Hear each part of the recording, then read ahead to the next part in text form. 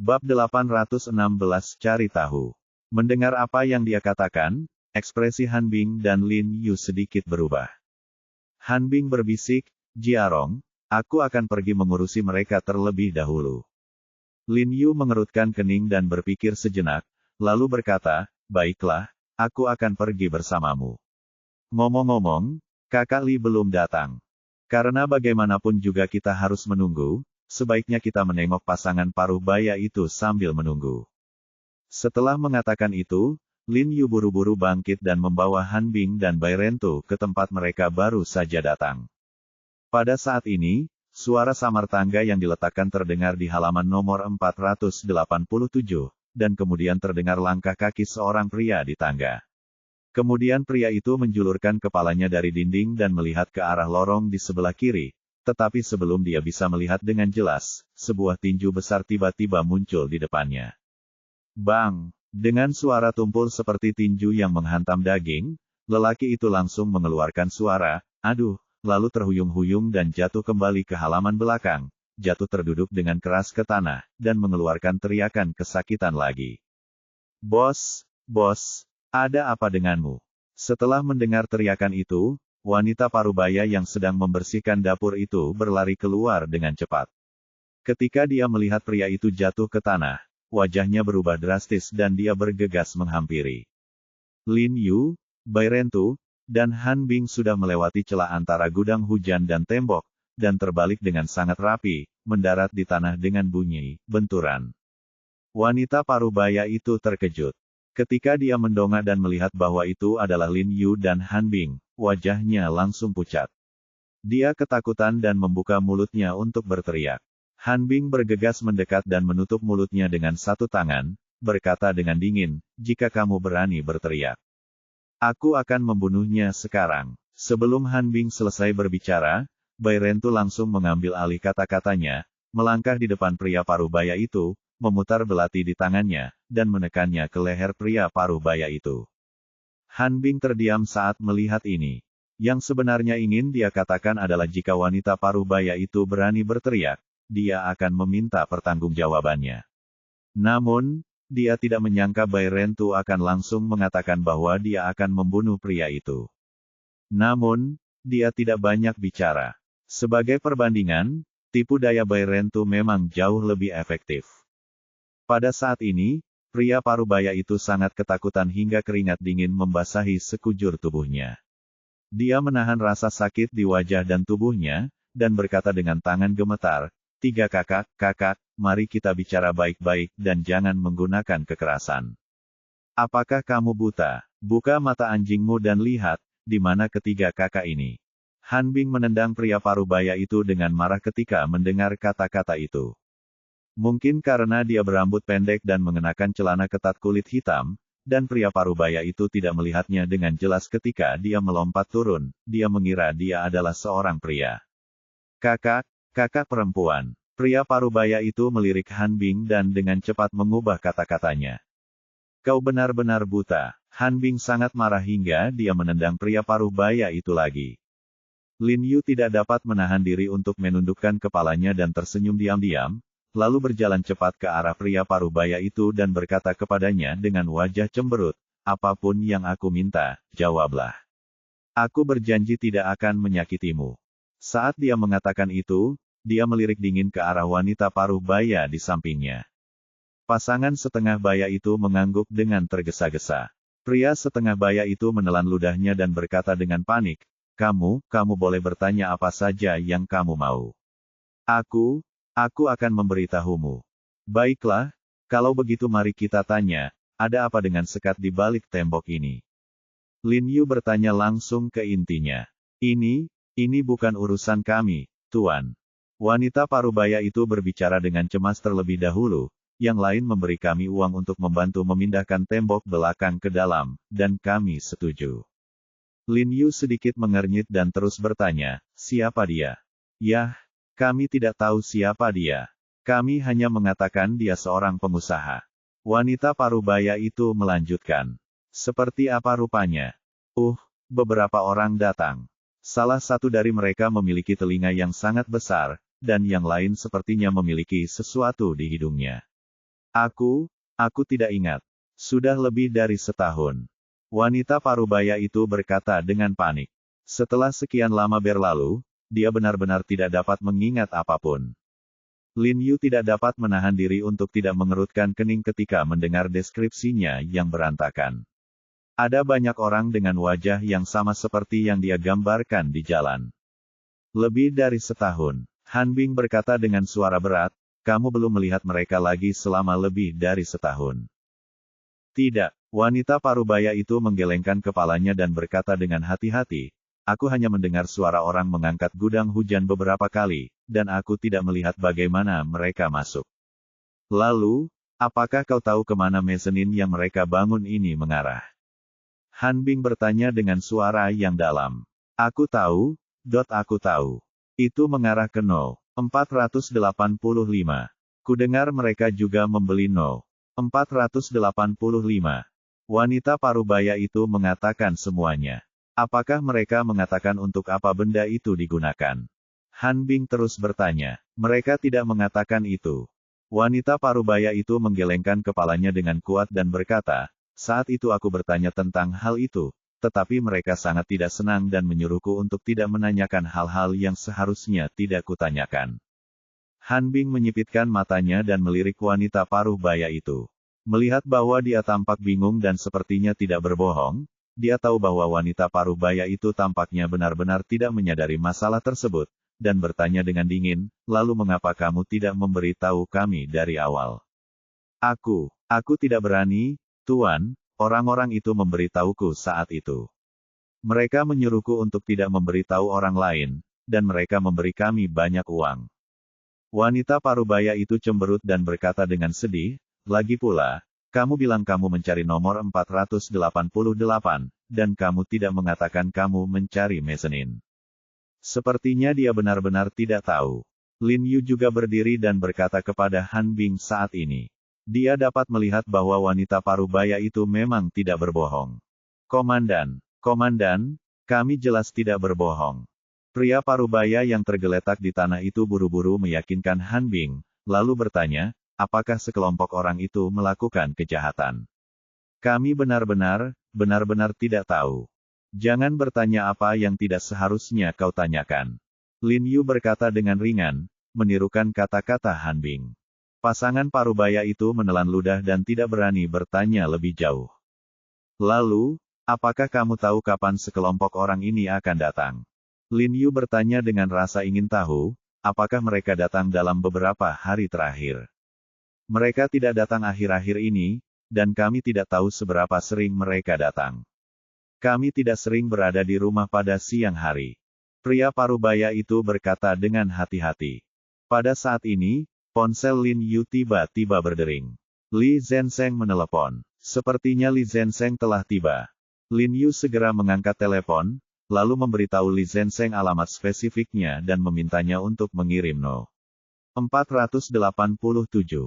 Setelah menutup telepon, Lin Yu berpikir sejenak dan berkata kepada pasangan parubaya itu, kakak dan adik, maafkan aku harus merepotkan kalian untuk sementara waktu. Hah. Pasangan parubaya itu sedikit tertegun. Kemudian Lin Yu dan Bai Rentu menemukan tali dan mengikat pasangan parubaya itu, mengatakan kepada mereka untuk tidak berteriak dan tidak akan menyakiti mereka. Setelah Li Zhensheng membawakan obatnya, Lin Yu mengatur agar Li Zhensheng menjaga pasangan itu di rumah, dan kemudian dia masuk bersama Bai Rentu dan Han Bing. Kali ini, Han Bing melompat lebih dulu, dan Lin Yu mengikutinya di belakangnya. Setelah mencapai pintu kayu di ujung koridor, Han Bing mengambil kawat dari Bai Rentu dan membuka pintu. Baginya, ini bukan apa-apa. Kemudian dia minggir dan membiarkan Lin Yu lewat di depannya, lalu masuk lebih dulu untuk memoleskan obat guna memancing ular itu pergi. Namun, karena koridornya terlalu sempit, meskipun punggung mereka menempel di dinding, tubuh mereka masih saling bersentuhan erat. Setelah Lin Yu merasakan sentuhan khusus, wajahnya memerah, tetapi untungnya dia menghindarinya begitu tubuhnya menyentuhnya. Kemudian dia mengambil bubuk obat dan dengan hati-hati mendorong pintu hingga terbuka. His. Begitu membuka pintu, ia langsung mendengar suara ular-ular yang menjulurkan lidahnya dari dalam. Di halaman belakang yang sempit, ia melihat puluhan ular berbisa setebal lengan anak-anak dan bertubuh hitam mengilap. Mereka semua tiba-tiba mendongak dan menjulurkan lidahnya terus-menerus. Lin Yu tidak dapat menahan rasa geli di kulit kepalanya saat melihat pemandangan di depannya. Dia melihat bahwa semua ular yang merayap di tanah adalah ular kobra dewasa. Bahkan dia tidak dapat menahan rasa merinding di tulang punggungnya saat melihat begitu banyak ular berbisa. Dia segera menenangkan dirinya dan melemparkan kantong obat di tangannya ke sudut. Setelah kantong obat jatuh ke tanah, bubuk obat berhamburan ke seluruh tanah. Ular-ular berbisa di halaman tiba-tiba berenang ke arah tempat bubuk obat berhamburan. Han Bing menghela napas panjang lega saat melihat ini. Hati-hati, jangan ganggu mereka. Lin Yu buru-buru memperingatkan, lalu dia memimpin dan berjalan ke halaman kecil dengan langkah ringan. Bab 817 Penemuan Besar. Setelah Lin Yu masuk, dia mendapati halaman itu sangat sempit, begitu sempitnya sehingga lebarnya hanya beberapa puluh sentimeter. Ada tembok yang sangat tebal di depannya. Berbelok ke kiri, ada sebuah rumah kecil dengan ruang yang sama sempitnya. Rumah itu hanya memiliki pintu kayu selebar setengah meter dan jendela kecil berukuran 20 hingga 30 cm persegi. Karena pintu dan kaca ditutupi kertas tebal penghalang sinar matahari, keadaan menjadi gelap gulita dan saya tidak dapat melihat apa yang ada di dalam sama sekali. Lin Yu melirik puluhan ular berbisa yang berkumpul di sudut dan menggeliat. Ia merasakan kulit kepalanya kesemutan. Ia melangkah maju dan melesat ke depan pintu. Han Bing dan Bai Rentu juga mengikuti dari luar saat ini. Namun, saat Han Bing baru saja melangkah maju, mungkin karena gerakannya yang tidak biasa atau aroma khas tubuhnya, seekor ular kobra hitam tiba-tiba berbalik tanpa peringatan dan menggigit betis Han Bing. Han Bing terlalu gugup dan berjalan cepat, jadi dia sama sekali tidak menyadarinya. Dia melihat ular kobra raja hendak menggigit betisnya, tetapi pada saat ini cahaya dingin melintas di udara dan langsung memotong ular kobra raja menjadi dua. Plop, tubuh ular besar itu jatuh ke tanah dengan suara pelan. Dua bagian yang patah tidak banyak mengeluarkan darah, tetapi masih berkelok-kelok. Han Bing berbalik dan melihat ketika mendengar suara itu, dan wajahnya menjadi pucat karena ketakutan. Ia hampir menggigitmu tadi, kata Bai Rentu dengan suara berat. Lin Yu menoleh ke belakang, wajahnya berubah, dan jantungnya berdebar kencang. Mereka akhirnya berhasil membuka kunci dan takut kaki tangan Zhang Yuxi akan mengetahui ada yang tidak beres. Namun dengan pisau Bai Rentu, kemungkinan besar mereka akan ketahuan. Dia hanya bisa berdoa dalam hati, semoga ular kobra raja itu jumlahnya banyak sekali. Kalau ada satu atau dua ekor yang hilang, mungkin kaki tangan Zhang Yuxi tidak akan menyadarinya. Kakak Niu, kita harus membawa ular ini pergi dan menyingkirkannya. Lin Yu berkata dengan suara yang dalam, sambil melirik kawanan ular di sudut, dan melihat bahwa mereka tidak tertarik dengan gerakan-gerakan aneh di sini, dia pun tidak dapat menahan napas lega. Baiklah, aku sudah lama tidak makan ini, kata Bai Rentu sambil menebas ular yang patah itu ke tanah dengan belatinya beberapa kali dan membunuhnya dengan rapi.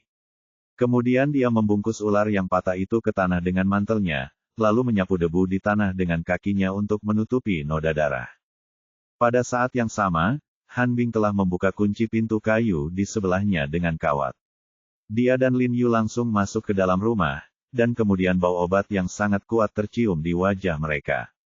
Pengobatan tradisional Cina, Lin Yu tercengang. Meskipun cahaya di ruangan itu sangat redup saat ini dan dia tidak dapat melihat benda-benda di dalam ruangan dengan jelas, dia dapat menilai dari bau obat-obatan bahwa ruangan itu penuh dengan obat-obatan Tiongkok.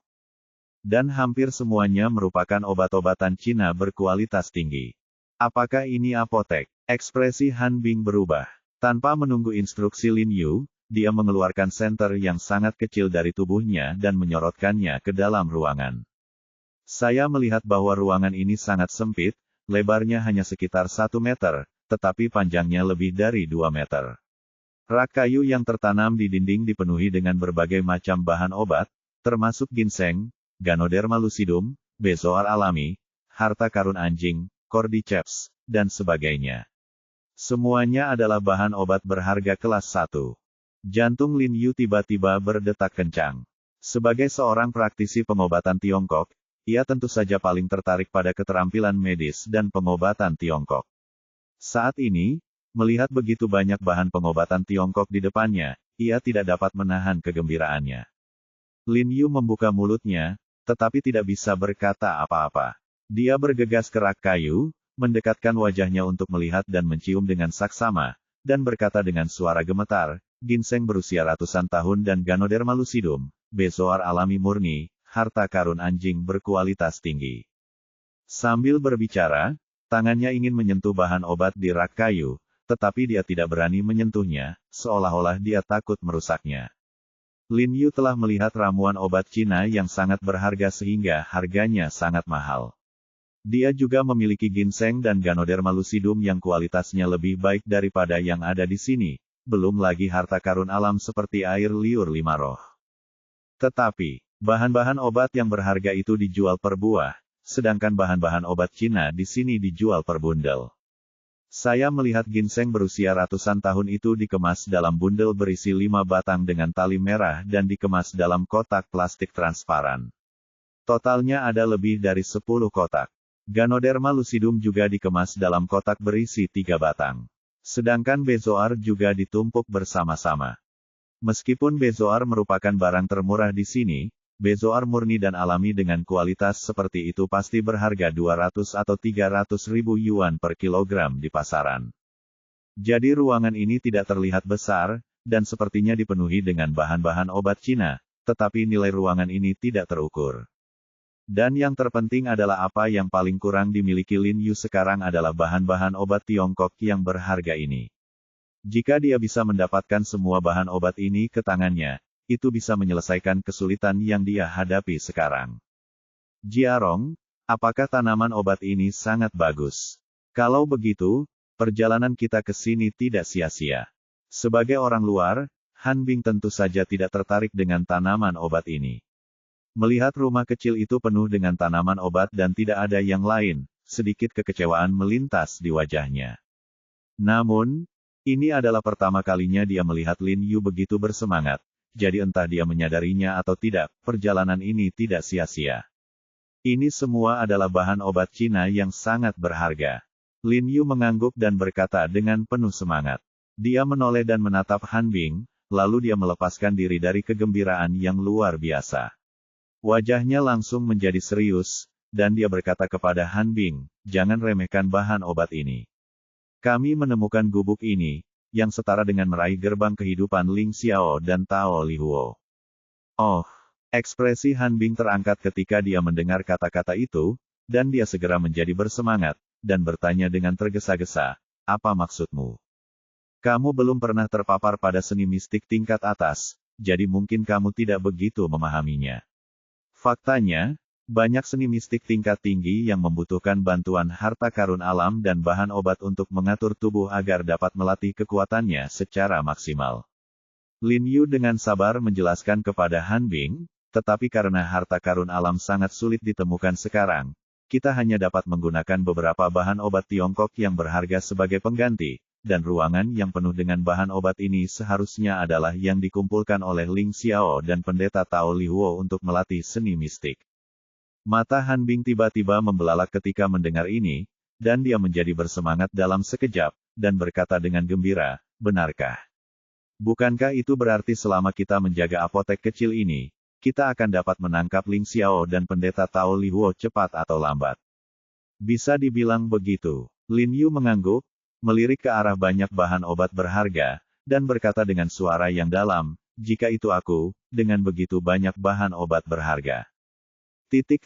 Aku akan datang ke sini secara langsung setiap kali aku mendapatkan obat, dan aku tidak akan membiarkan orang-orang di bawah datang.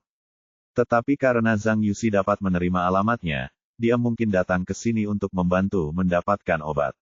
Itu berarti dia mungkin mendapat kepercayaan dari Taois Li Huo dan Ling Qiao. Wajah Han Bing sedikit berubah ketika mendengar ini, dan berkata, kalau begitu Zhang Yuxi belum kembali selama berhari-hari. Apakah Ling Qiao dan Taois Li Huo akan ragu? Ya, itu mungkin, tetapi semakin mereka khawatir tentang Zhang Yuxi yang mendapat masalah, semakin besar kemungkinan mereka akan datang ke sini untuk memeriksanya secara langsung. Lin Yu melirik rak-rak kayu yang tertata rapi dan berkata dengan pasti. Mengapa mereka mendirikan apotek di sini? Han Bing berkata dengan wajah serius, meskipun ini di pinggiran kota, namun jauh dari Gunung Qiandu. Mungkinkah disinilah Zhang Yuxi menyimpan bahan obatnya sendiri?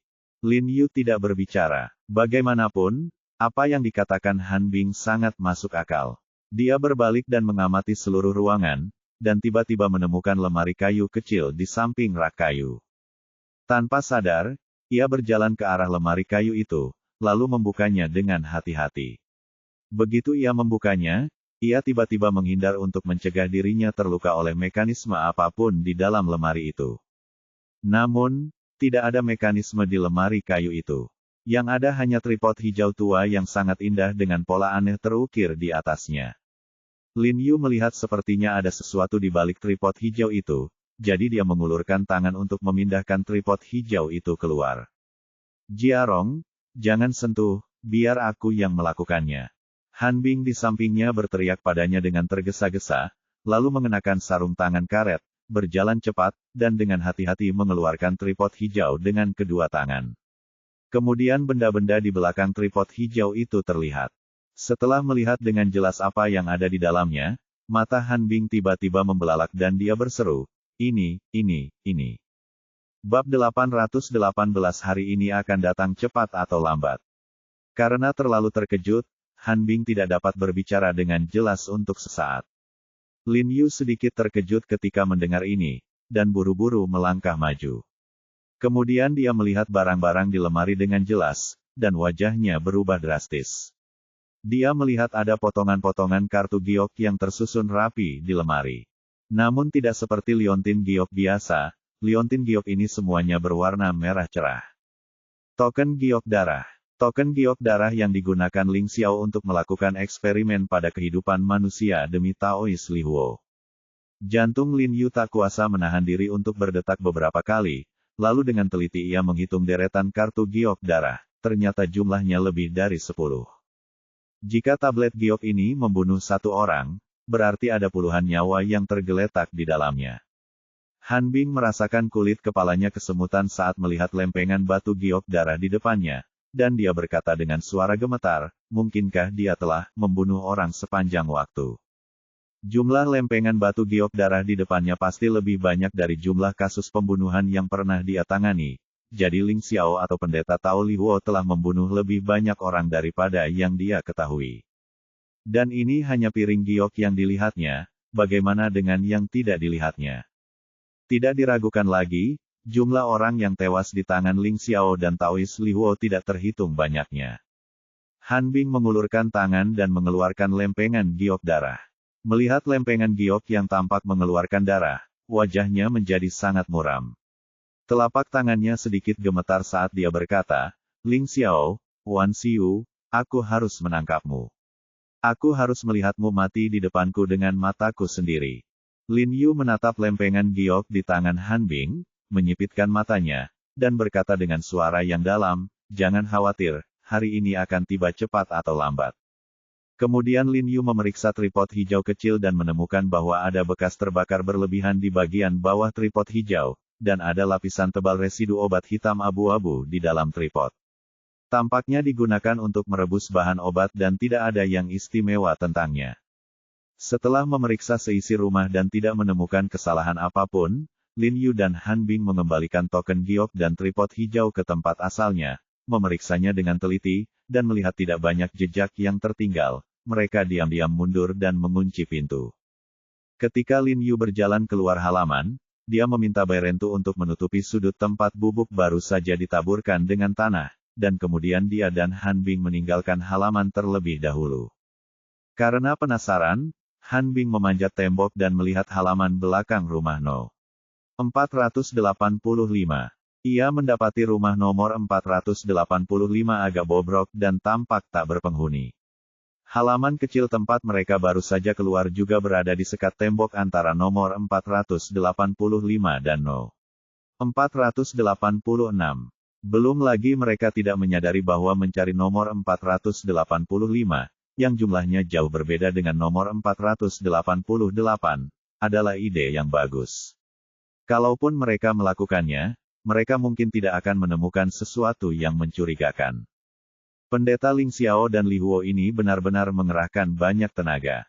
Han Bing mencibir. Setelah mengamati medan di dekatnya, dia langsung melompat turun, mengikuti Lin Yu dan dengan cepat berbalik ke halaman belakang nomor 487, dan berjalan cepat ke dalam rumah. Pasangan parubaya yang diikat dan disumpal oleh Li Zenseng di dalam kamar menggelengkan kepala dengan cemas dan memohon sesuatu saat melihat Lin Yu dan Han Bing.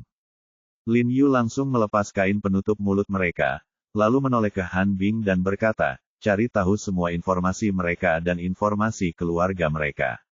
Jika mereka berani mengungkapkan alasan kita datang ke sini hari ini, segera tangkap mereka semua. Saat waktunya tiba, mereka akan dihukum karena menyembunyikan penjahat dan akan dikurung setidaknya selama 20 hingga 30 tahun, kan? Dia mengatakan ini dengan sengaja untuk menakut-nakuti pasangan paruh baya itu.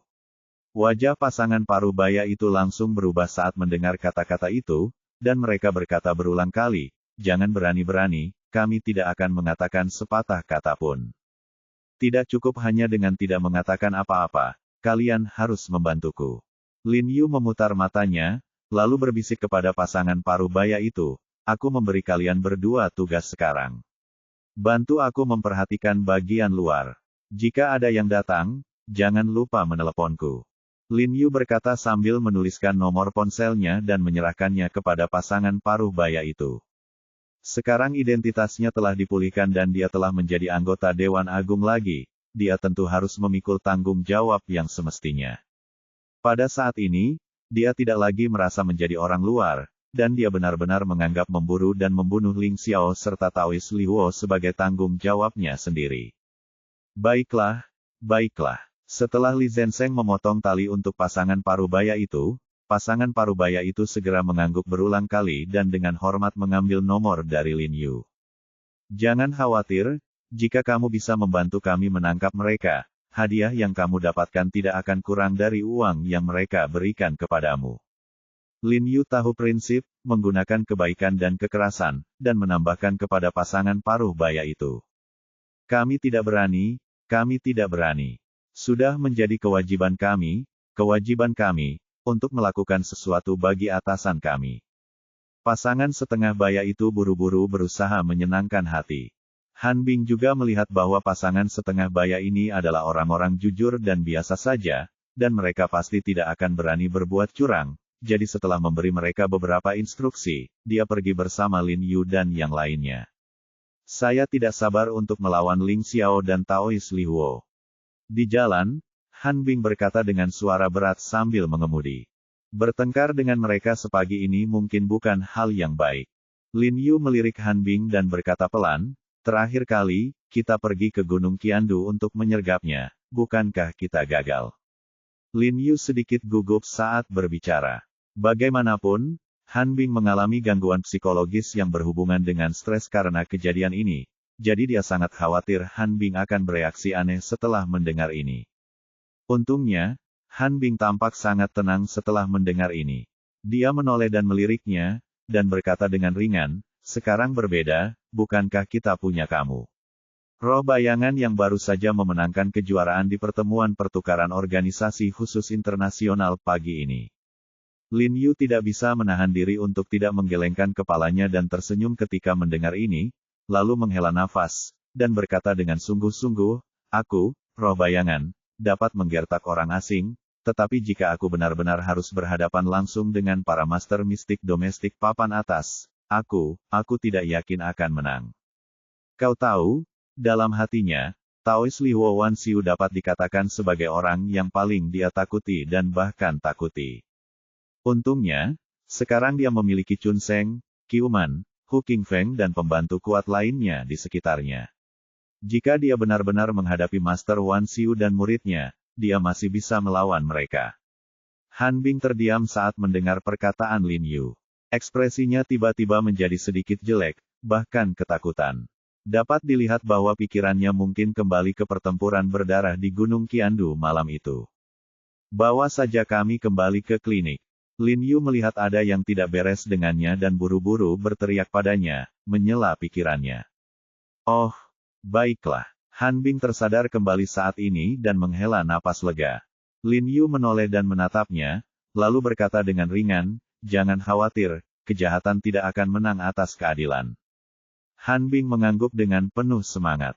Setelah mengirim Lin Yu dan yang lainnya kembali ke klinik, dia berbalik dan bergegas ke markas, berniat untuk kembali menginterogasi Zhang Yuxi untuk melihat apakah dia bisa mendapatkan informasi lebih lanjut darinya. Bagaimanapun, Zhang Yuxi telah kehilangan kontak sepenuhnya dengan Ling Xiao dan yang lainnya dan tidak dapat memberikan informasi apapun kepada mereka. Kakak Niu, Kakak Li, aku tidur dulu. Lin Yu meregangkan tubuh dan tidak masuk ke klinik. Dia berencana untuk langsung pulang dan tidur. Dia belum memejamkan mata sejak membukanya kemarin. Dia benar-benar mengantuk. Biar saya antar ke sana, Tuan. Kata Li Zenseng tergesa-gesa. Tidak perlu, aku bisa naik taksi saja. Lin Yu menguap dan melambaikan tangan untuk memanggil taksi. Namun pada saat itu, tiba-tiba ada sosok yang melompat keluar dari sebuah SUV hitam di pinggir jalan, melambaikan tangan ke arah Lin Yu, dan berteriak, Tuan He. Lin Yu sedikit tertegun, dan ketika dia mendongak, dia mendapati bahwa itu adalah seorang asing berambut pirang tinggi dan kurus yang mengenakan pakaian olahraga hitam, dengan sepasang kacamata berbingkai emas di hidungnya. Dia tampak lembut dan bahasa Mandarinnya terdengar agak buruk, tetapi dia bisa memahaminya. Setelah orang asing berambut pirang itu berlari, dia berinisiatif mengulurkan tangannya ke Lin Yu dan berkata dengan antusias, Halo, Tuan He, permainan Anda pagi ini sungguh luar biasa. Ketika Lin Yu mendengarnya menyebutkan permainan pagi ini, dia sedikit terkejut, wajahnya langsung menjadi serius, dan dia bertanya dengan bingung, maaf, Anda siapa? Dia tahu bahwa jika orang asing berambut pirang ini telah melihat permainannya pagi ini, maka dia mungkin dari delegasi negara lain. Pertama-tama, perkenalkan diri saya. Saya Derek, seorang perwira senior di Badan Intelijen Khusus AS. Orang asing berambut pirang itu memperkenalkan dirinya dan kemudian mengulurkan tangannya kepada Lin Yu. Setelah mendengar perkenalan diri Derek, ekspresi Lin Yu langsung berubah. Ia menatap Derek dari atas ke bawah dengan curiga, lalu mengulurkan tangannya ke Derek dan berkata dengan serius, Halo, Tuan Derek, apa yang membawa Anda ke sini? Derek sedikit terkejut saat mendengar ini, dan memiringkan kepalanya untuk bertanya apa maksud Lin Yu. Lin Yu menyeringai, lalu mengulanginya dengan nada yang lebih datar. Derek mengangguk dan berkata sambil tersenyum, Tuan He, jika Anda menggunakan bahasa Mandarin, saya orang yang terus terang. Jadi, saya akan langsung menyatakan tujuan saya. Saya di sini untuk dengan sungguh-sungguh mengundang Tuan He untuk bekerja sama dengan Badan Intelijen Khusus AS, atau dengan kata lain, untuk langsung bergabung dengan Badan Intelijen Khusus AS. Lin Yu sedikit mengernyit saat mendengar ini, berpikir bahwa pria ini pasti bodoh, dan bertanya dengan bingung, Tuan Derek, apa maksud Anda dengan ini? Saya dari kantor urusan militer Yanxia. Saya tahu, saya hanya ingin menggunakan identitas Anda untuk memberi kami informasi dan melayani kami. Derek menyeringai pada Lin Yu. Mendengar ini, Lin Yu tercengang.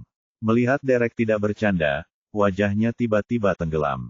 Dia menyipitkan matanya, cahaya dingin melintas di matanya, dan berkata dengan dingin, Tuan Derek, apakah maksud Anda menjadikan saya pengkhianat? Bab 819, Kesempatan untuk memasuki kelas atas dunia. Pengkhianat. Derek mengulanginya sambil mengerutkan kening. Setelah berpikir sejenak, dia tampaknya langsung mengerti artinya. Dia tersenyum dan menggelengkan kepalanya dan berkata, kata pengkhianat adalah kata benda yang buruk dalam bahasa Yanxia Anda, bukan? Sepertinya, mata-mata, lebih tepat. Lin Yu menatap Derek dengan aneh untuk waktu yang lama setelah mendengar apa yang dikatakan Derek, lalu mengangkat alisnya, menatap Derek dengan heran seolah-olah dia sedang melihat orang bodoh, dan bertanya, Tuan Derek, apakah Anda serius? Anda, yang sekarang berdiri di tanah negara kita, memberitahu saya, orang Yanxia, untuk membiarkan saya menjadi mata-mata untuk Departemen Intelijen Khusus AS Anda. Lin Yu tidak bisa menahan diri untuk tidak mencibir saat mengatakan ini. Dia berkata dengan suara tegas, Tuan Derek, jika bukan karena identitas khusus Anda, jika itu orang lain, saya akan memukulinya dengan sangat keras sehingga dia bahkan tidak akan mengenali ibunya. Wajah Derek sedikit berubah ketika mendengar ini, tetapi dia masih berusaha sebaik mungkin untuk tetap tersenyum dan berkata, Tuan He, apakah Anda menolak saya? Anda harus mendengarkan saya terlebih dahulu, dan kemudian membuat keputusan. Lin Yu menatapnya, wajahnya sedikit tenggelam, tetapi dia tidak terburu-buru untuk mengusirnya. Dia ingin tahu dari mana dia mendapatkan keberanian untuk memberontak, tetapi dia sedikit khawatir tentang identitasnya di dalam hatinya. Dia melirik SUV hitam di belakang Derek dan berkata dengan suara yang dalam, Tuan Derek, Anda mengatakan Anda adalah perwira senior dari Badan Intelijen Khusus AS. Apakah Anda memiliki identitas Anda? Tuan He, kami tidak mudah menunjukkan identitas kami kepada orang lain, tetapi kami dapat membuat pengecualian untuk Anda. Kata Derek sambil mengangkat kepalanya tinggi-tinggi, lalu mengeluarkan identitasnya dari tangannya dan menyerahkannya kepada Lin Yu. Lin Yu mencibir dalam hatinya dengan sedikit jijik. Kedengarannya sangat misterius. Mengapa sertifikat yang rusak begitu misterius? Selain itu, tidak peduli seberapa misteriusnya, bisakah itu lebih misterius daripada Yingling? Lin Yu mengambil kartu identitas itu dari tangan Derek, melihatnya lebih dekat, lalu ekspresinya menjadi serius. Memang tidak ada masalah dengan kartu identitas Derek. Kartu identitas itu memiliki stempel standar militer AS, dan pangkat Derek tidak rendah, setara dengan posisi Sui Dongwei di kantor urusan militer. Bagaimana, Tuan He, apakah Anda percaya padaku sekarang? Derek mengambil kembali kartu identitasnya dan berkata sambil tersenyum, demi menunjukkan ketulusan saya sengaja tidak membiarkan rombongan di dalam mobil itu turun. Tidak diragukan lagi bahwa rombongan yang disebutkannya pastilah pengawal yang sangat terampil atau anggota Departemen Intelijen Khusus. Memang tidak ada masalah dengan identitas Tuan Derek, tetapi tidak peduli siapa Anda, tidak peduli berapa banyak orang yang Anda bawa, saya katakan saya akan memukul Anda sekeras-kerasnya sehingga ibu Anda tidak akan mengenali Anda. Saya dapat memukul Anda sekeras-kerasnya sehingga bahkan ibu Anda tidak akan mengenali Anda. Lin Yu berkata dengan tenang, memancarkan aura yang kuat. Derek tidak marah tetapi senang ketika mendengar ini. Dia mengangguk dengan penuh semangat dan berkata dengan kagum, Tuan He, inilah yang saya hargai dari Anda. Anda mampu dan percaya diri. Anda adalah bakat yang selalu dirindukan oleh Departemen Urusan Khusus kami. Selain itu, saya jamin bahwa jika Anda bergabung dengan Departemen Urusan Khusus kami, Anda akan menjadi lebih kuat. Pada saat itu, bahkan Master setingkat Furukawa Kazuya dan Sorok tidak akan menjadi lawan Anda. Lin Yu mengerutkan kening dan berbisik, maksud Anda, obat genetik dari Departemen Urusan Khusus Anda. Ya, Derek mengangguk dengan penuh semangat dan berkata dengan puas, Tuan He adalah seorang dokter, dan dia juga merupakan roh bayangan dari Departemen Urusan Militer. Dia seharusnya dapat melihat bahwa Jamison memiliki peluang untuk menang melawan Sorok. Lin Yu mengangguk dengan wajah muram dan berkata, jika efek obatnya bertahan selama 10 menit lagi, dia memang bisa menang. Tuan He memiliki penglihatan yang bagus. Derek sedikit terdiam dan mengacungkan jempol kepada Lin Yu, berkata dengan penuh semangat, meskipun efek obat ini tidak bertahan lama sekarang, kelompok dokter biologi kami yang paling luar biasa di Amerika Serikat sedang meningkatkan penelitian dan akan segera dapat menembus batasan efek singkat ini. Dan saya dapat melihat bahwa kebugaran fisik dan keterampilan bertarung Jamison jauh lebih rendah daripada Tuan He, jadi jika Tuan He disuntik dengan obat semacam ini dari Amerika Serikat, kemampuannya juga akan meningkat beberapa kali lipat. Saat itu, melihat seluruh dunia, saya khawatir tidak ada yang bisa menandingi Tuan He. Derek tidak dapat menahan rasa gembira ketika mengatakan ini. Meskipun dia sendiri tidak bisa menjadi nomor 1 dunia, dia bisa mengolah atau menghasilkan seorang nomor 1 dunia. Yang terbaik di dunia, inilah yang telah ditekuni oleh para seniman bela diri Yanxia, termasuk para ahli seni misterius, sejak zaman kuno. Jadi, ketika Lin Yu mendengar ini, dia tidak dapat menahan diri untuk tidak tersentuh. Jika dia mendapat bantuan obat ini, dia tidak perlu lagi mengkhawatirkan Ling Xiao dan Pendeta Tao Lihuo. Saat Anda membantu kami menyelesaikan tugas dan menjadi warga negara AS, Anda akan menjadi tamu kehormatan Presiden AS kami. Dan dengan itu akan datang kekayaan dan kemuliaan yang tak terbatas. Kata Derek saat besi masih panas. Dia benar. Jika kemampuan pribadi seseorang dapat menduduki peringkat pertama di dunia, ditambah dengan dukungan negara adikuasa seperti Amerika Serikat, maka yang akan terjadi selanjutnya adalah kekuatan dan kemuliaan yang tak terbatas, dan itu akan mendunia. Ini benar-benar berbeda dari apa yang Lin Yu sebut sebagai kesuksesan sekarang. Dan sekarang kesempatan ini ada di depan Lin Yu. Selama dia mengangguk, dia dapat segera menduduki peringkat teratas di dunia dan berhubungan dengan mereka yang berada di puncak piramida kekuatan global. Pada saat itu, dia dapat bersulang dengan para pemimpin dan keluarga kerajaan dari berbagai negara di Mio, dan mengobrol dan tertawa dengan keluarga super seperti Rothschild dan DuPont. Keluarga Zhang, keluarga Chu, keluarga He, pertapaan, dan aliansi ahli pedang semuanya tidak layak disebut. Lebih jauh lagi, tujuannya untuk mempromosikan pengobatan tradisional Tiongkok dapat tercapai dalam sekejap.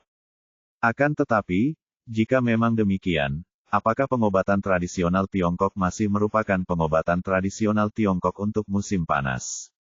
Apakah dia Lin Yu, masih Lin Yu? Setelah ragu sejenak di dalam hatinya, Lin Yu tersenyum tenang, mengangkat kepalanya tinggi-tinggi dan berkata kepada Derek, "Tuan Derek, cepat atau lambat, saya akan menyadari apa yang Anda katakan. Saya akan menjadi tamu kehormatan Presiden Anda, dan negara-negara di seluruh dunia akan memperlakukan saya dengan sopan dan hormat. Hanya saja semua ini tergantung pada usaha saya sendiri, bukan pada amal orang lain. Selain itu, semua orang akan mengingat bahwa saya, He Jiarong, adalah orang Yanxia. Orang Yanxia yang jujur." Wajah Derek langsung berubah ketika dia mendengar kata-kata Lin Yu, dan dia berkata dengan cemas, "Tuan He, saya dapat memberitahu Anda 100% bahwa hampir tidak mungkin bagi Anda untuk memasuki kelas atas dunia dengan kemampuan Anda sendiri." "Bagaimana Anda tahu itu tidak mungkin?" Lin Yu meliriknya dengan ringan dan berkata, "Jalan masih panjang, mari kita tunggu dan lihat." "Tuan He, untuk para master seperti Anda, bukankah menjadi lebih kuat adalah hal yang paling Anda inginkan? Kami di Amerika Serikat dapat memberikan semua yang Anda inginkan." Derek tampaknya melihat tekad Lin Yu, dan berkata dengan cemas lagi, "Terlebih lagi, kantor urusan militer Yanxia ditakdirkan menjadi organisasi yang cepat atau lambat akan disingkirkan oleh zaman. Mengapa Anda ingin tetap bertahan?" "Disingkirkan oleh zaman." Lin Yu melirik Derek dan berkata dengan dingin, "Tuan Derek, saya pikir Anda belum bangun. Kantor urusan militer kami baru saja memenangkan kejuaraan di pertemuan pertukaran. Anda benar-benar mengatakan bahwa kami akan disingkirkan?" Wajah Derek berubah, dan setelah sedikit ragu, dia berkata, "Tuan He, saya dengan tulus ingin Anda bergabung dengan Badan Intelijen Khusus AS, dan saya dengan tulus menganggap Anda sebagai teman, jadi ada beberapa rahasia yang ingin saya bagikan dengan Anda, untuk mengingatkan Anda." Wajah Lin Yu tercengang, dan dia tampaknya menyadari bahwa apa yang dikatakan Derek selanjutnya akan sangat penting. Dia mengangguk dan berkata dengan suara yang dalam, "Anda katakan, Tuan He, Anda mengalahkan Kazuya Furukawa dalam pertarungan dengannya, tetapi bagaimana jika Kazuya Furukawa disuntik dengan obat genetik dari Departemen Intelijen Khusus AS kita?" Derek berkata kepada Lin Yu dengan suara yang dalam, "Apakah Anda masih bisa mengalahkannya dengan mudah? Bahkan jika Anda bisa mengalahkannya, bagaimana dengan Sorok?" Ekspresi Lin Yu tiba-tiba menjadi semakin serius. "Ya, jika itu murni tergantung pada kemampuan pribadi, dia yakin bahwa dia dapat mengalahkan Kazuya Furukawa dan Sorok, tetapi jika Kazuya Furukawa dan Sorok disuntik dengan obat genetik, dia benar-benar tidak dapat menjaminnya. Anda tahu, kekuatan ledakan dan kecepatan Jamison setelah disuntik dengan obat tidak jauh lebih rendah darinya. Bagaimana jika Furukawa, Kazuya dan Sorok berjumlah 5, 10, atau bahkan lebih?" Kata Derek lagi dengan sorot mata penuh kegembiraan. Lin Yu menelan ludahnya, jantungnya berdebar kencang. Jika itu benar-benar seperti yang dikatakan Derek, akan sangat mengerikan untuk memikirkannya. Kalau ada tim seperti itu, mereka akan benar-benar tak terkalahkan. Maksudmu, aliansi Master Pedang dan Misat juga akan bekerja sama denganmu? Lin Yu bertanya dengan wajah muram. Jika Departemen Intelijen Militer AS bekerja sama dengan kedua organisasi ini, Departemen Urusan Militer akan berada dalam situasi yang sangat sulit. Bab 820 Aku pandai mengajari orang lain bersikap sopan. Tanpa diduga, setelah mendengar kata-kata Lin Yu, Derek menggelengkan kepalanya sedikit dan berkata dengan tenang, hanya mereka. Mereka tidak layak. Kata-kata Derek dapat dikatakan sangat arogan. Anda tahu, dalam pertemuan pertukaran ini, peringkat aliansi Master Pedang dan Misat lebih tinggi daripada Departemen Intelijen Khusus AS mereka. Tetapi sebagai negara adidaya dengan pengobatan genetik khusus, mereka memiliki kepercayaan diri untuk mengatakan hal-hal seperti itu.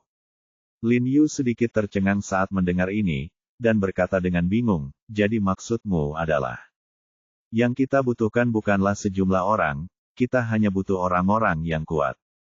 Derek berkata dengan tenang, denganmu, dengan Furukawa Kazuya, dan orang-orang kuat seperti Sorok.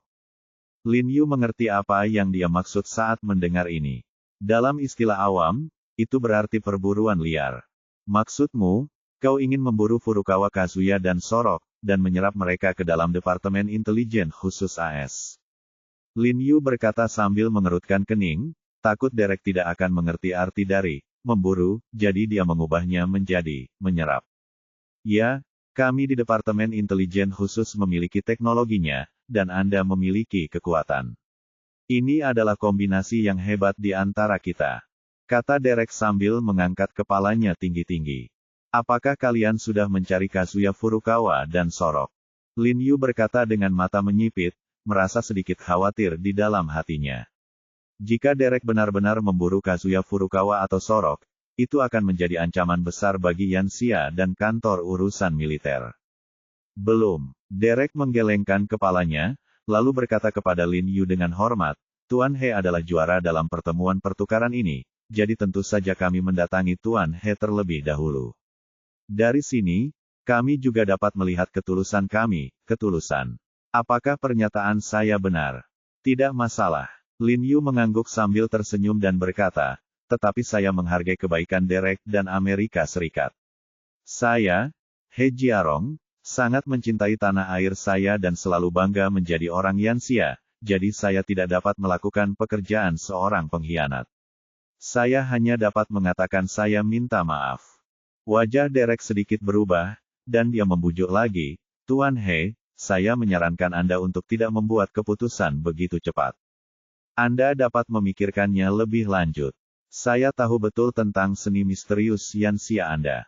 Ini adalah hal lama, ketinggalan zaman, dan butuh waktu dan upaya untuk melatih hal semacam ini.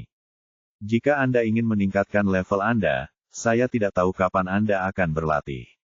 Dunia masa depan harus menjadi dunia teknologi. Cepat atau lambat, hal-hal terbelakang di Yanxia Anda ini akan dihancurkan oleh teknologi. Benarkah? Mata Lin Yu tiba-tiba memancarkan cahaya dingin saat mendengar kata-kata itu. Wajahnya tenggelam, dan dia menatap Derek dengan dingin dan berkata, seni misterius yang ditinggalkan oleh nenek moyang kita berusia 5.000 tahun. Dalam 5.000 tahun terakhir, teknologi telah berubah setiap hari. Bagaimana mungkin itu belum dihilangkan? Petik 2. Itu karena Badan Intelijen Khusus AS kita terlambat didirikan.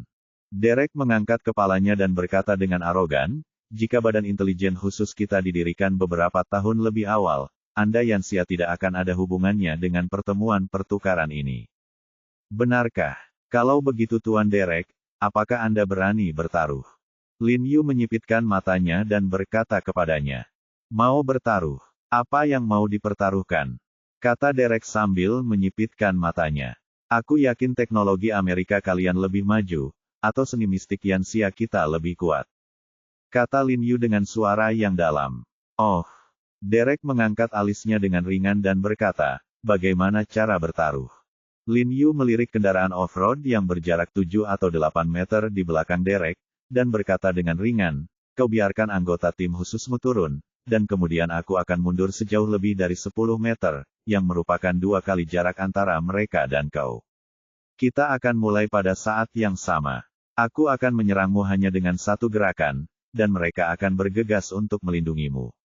Mari kita lihat siapa yang bisa berhasil lebih dulu. Wajah Derek sedikit berubah ketika mendengar ini, dan dia menatap Lin Yu dengan wajah muram tanpa mengucapkan sepatah kata pun. Jika aku memukulmu dengan pukulan ini, meskipun aku tidak akan membunuhmu, kau harus menghabiskan sisa hidupmu di kursi roda. Jika aku meleset, bahkan jika aku kalah, aku akan bergabung dengan Departemen Intelijen Khusus AS milikmu. Bagaimana menurutmu? Kata Lin Yu ringan. Ekspresi Derek tiba-tiba berubah saat mendengar ini. Ia menelan ludah dan butiran keringat muncul di dahinya. Ia tidak berani berbicara, seolah-olah sedang menimbang untung dan ruginya. Kenapa? Kamu tidak berani? Bukankah kamu baru saja mengatakan bahwa Yanxia Xuanzu kita harus disingkirkan? Lin Yu menyipitkan matanya dan berkata dengan ringan, bagaimana dengan ini? Agar lebih adil, orang-orangmu dapat menggunakan senjata. Aku melihat setidaknya ada 3 atau 4 orang di mobilmu. 3 atau 4 senjata, kamu masih tidak berani bersaing denganku. Gerakan santai Lin Yu menghasilkan 3 atau 4 senjata. Tidak peduli seberapa kuat seseorang, dapatkah dia mengalahkan 3 atau 4 senjata sekaligus?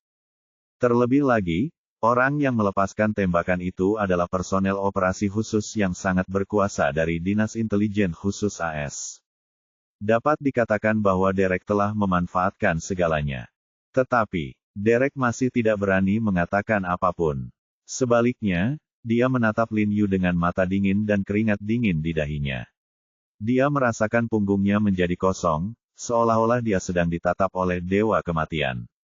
Entah mengapa, dia punya firasat samar di hatinya bahwa jika dia berjudi, dia akan kalah.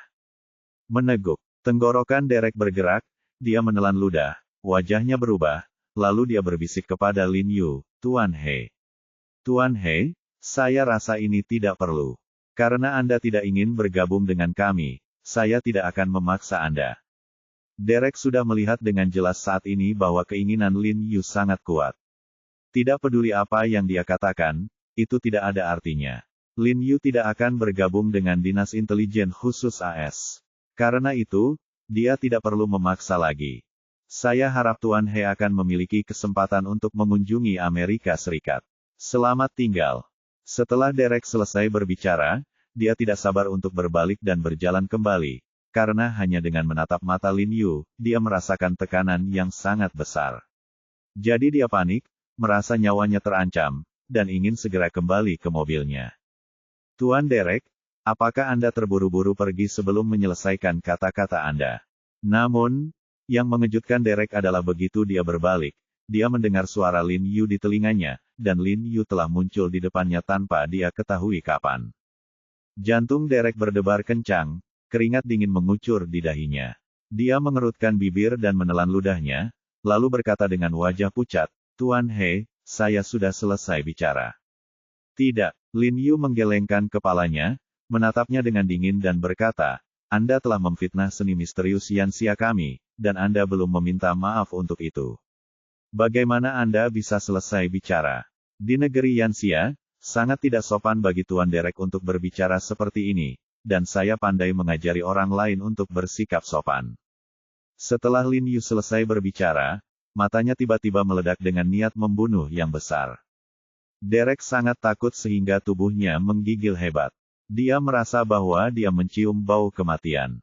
Dia tidak berani menunda sejenak dan berkata dengan wajah pucat, maaf, Tuan He, saya minta maaf atas kata-kata yang saya ucapkan tadi. Tuan Derek, saya harap Anda dapat menjaga kesopanan ini di masa mendatang. Lin Yu berkata kepadanya tanpa ekspresi, lalu menghindar. Derek lalu menghela napas panjang, bergegas pergi, dan langsung masuk ke dalam SUV, akhirnya melepaskan kekhawatirannya. Ketika mobilnya pergi, dia menggertakkan giginya, mengepalkan tangannya, dan menatap Lin Yu di luar jendela dengan ekspresi yang sangat muram. Lin Yu memperhatikan Derek pergi, dengan sedikit makna mendalam di matanya. Tuan, Anda baik-baik saja. Li Zenseng dan Bai Rentu, yang telah menunggu di pintu klinik, bergegas maju dan bertanya. Tidak apa-apa. Lin Yu menggelengkan kepalanya dan tidak banyak bicara kepada mereka. Dia menguap dan bersiap untuk naik taksi pulang. Saat ini, kepingan salju melayang di langit. Lin Yu merasa semakin mengantuk dan terus menguap. Ia hanya ingin pulang, makan sesuatu, dan segera tidur. Sayang sekali Sister Yan tidak ada di rumah, kalau tidak, akan sangat menyenangkan memeluk tubuh Sister Yan yang lembut dan hangat dan tidur nyenyak. Tepat ketika dia setengah tertidur, telepon genggamnya tiba-tiba berdering. Dia mengeluarkannya dan melihat bahwa itu adalah nomor yang tidak dikenal. Setelah ragu-ragu sejenak, dia mengangkat telepon dan berkata sambil menguap, "Halo. Tuan He, ini saya, Derek." Suara Derek terdengar dari ujung telepon lagi. "Ada apa lagi, Tuan Derek?" Lin Yu berkata sambil tersenyum tak berdaya. Dia baru saja pergi, jadi mengapa dia meneleponnya lagi? "Tuan He, saya lupa memberitahu Anda sesuatu tadi." Derek di ujung telepon kembali tenang dan berkata, "Masalah ini menyangkut hidup Anda. Ini adalah informasi penting yang dicegat oleh Badan Intelijen Khusus AS kami. Saya tahu Anda tidak ingin bergabung dengan Badan Intelijen Khusus kami, tetapi selama Anda melakukan satu hal untuk saya dapat membantu Anda memecahkan masalah ini. Ini menyangkut hidup saya." Ekspresi Lin Yu tiba-tiba menjadi gugup ketika mendengar ini, dan dia berkata dengan suara yang dalam, "Apa maksud Anda?" Alasan mengapa dia gugup adalah karena dia tidak mengerti mengapa Badan Intelijen Khusus AS tahu tentang sesuatu yang menyangkut hidupnya.